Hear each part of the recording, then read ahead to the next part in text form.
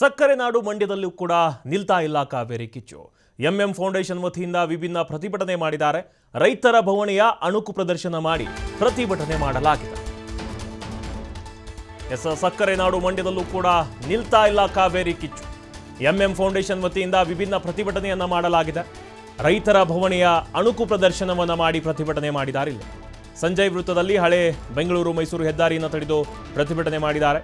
CWRC ಮತ್ತು CWMA ವಿರುದ್ಧ ಘೋಷಣೆಯನ್ನ ಕೂಗಿ ಆಕ್ರೋಶವನ್ನ ಹೊರಹಾಕಿದ್ದಾರೆ. ತಮಿಳುನಾಡಿಗೆ ನೀರನ್ನ ಹರಿಸದಂತೆ ಒತ್ತಾಯವನ್ನು ಕೂಡ ಮಾಡಿದ್ದಾರೆ. ರೈತರ ಪರಿಸ್ಥಿತಿ ಯಾವ ರೀತಿ ಇರುತ್ತೆ, ರೈತರ ಭವನ ಯಾವ ರೀತಿ ಇರುತ್ತೆ ಅನ್ನೋದನ್ನ ಅಣುಕು ಪ್ರದರ್ಶನ ಮಾಡಿ ಪ್ರತಿಭಟನೆ ಮಾಡಿರೋದು.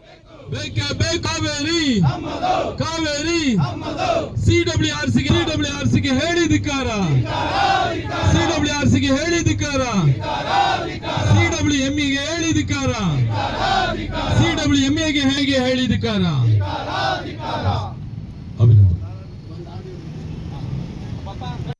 ಕೊಂದವರ್ಯಾರೋ ಕೊಂದವರ್ಯಾರೋ ಕೊಂದವರ್ಯಾರೋ. ಫೌಂಡೇಶನ್ ಒಂದು ಸ್ಪಷ್ಟ ನಿಲುವನ್ನ ಅಮಿತ್ ಗೌಡ್ರವರು ಈಗ ಒತ್ತಿರ್ತಾರೆ. ಬೇಕೇ ಬೇಕು. ಸಿಡಬ್ಲ್ಯೂಆರ್ಸಿ ಸಿಡಬ್ಲ್ಯೂಎಂಎ ಏನು ಕಾವೇರಿ ನೀರನ್ನು ತಮಿಳುನಾಡಿಗೆ ಬಿಡಬೇಕು ಅಂತ ಅವೈಜ್ಞಾನಿಕ ಆದೇಶವನ್ನು ಮಾಡಿದೆ.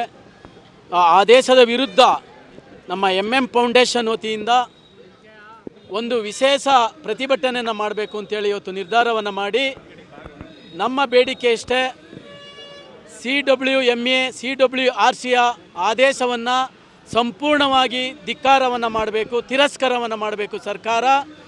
ಜೊತೆಗೆ ಈ ಕೂಡಲೇ ತತ್ಕ್ಷಣ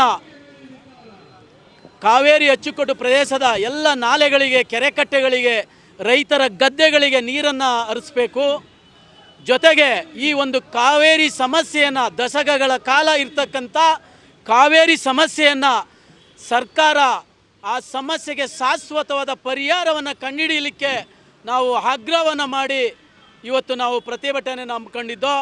ಇವತ್ತೇನು ಸಿಡಬ್ಲ್ಯೂಎಂಎ ಸಿಡಬ್ಲ್ಯೂಆರ್ಸಿಯ ಅವೈಜ್ಞಾನಿಕ ಒಂದು ಆದೇಶ ಏನಿದೆ, ಇದು ಇವತ್ತೇನು